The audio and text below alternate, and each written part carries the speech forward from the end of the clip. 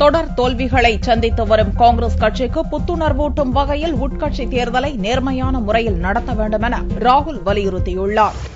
கடந்த மே மாதம் நடந்த லோக்சபா தேர்தலில் வரலாறு காணாத அளவுக்கு படுமோசமான தோல்வியை தழுவிய காங்கிரஸ் அண்மையில் நடந்து முடிந்த மகாராஷ்டிரா மற்றும் ஹரியானா சட்டசபை தேர்தல்களில் படுதோல்வியை தழுவியது.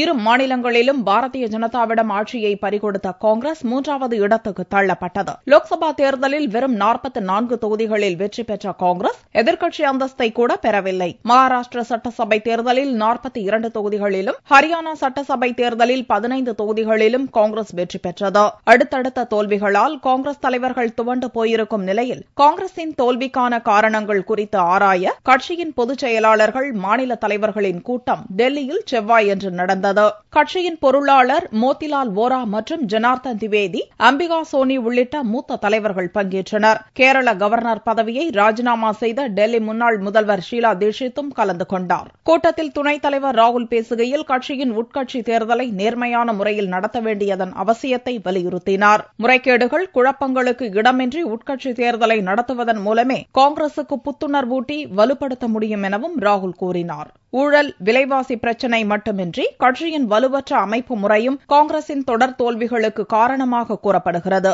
இதனால் காங்கிரசில் விரைவில் அதிரடி மாற்றங்கள் நடக்கப் போவதாக செய்திகள் வெளிவரும் நிலையில் ராகுலின் பேச்சு முக்கியத்துவம் வாய்ந்ததாக கருதப்படுகிறது.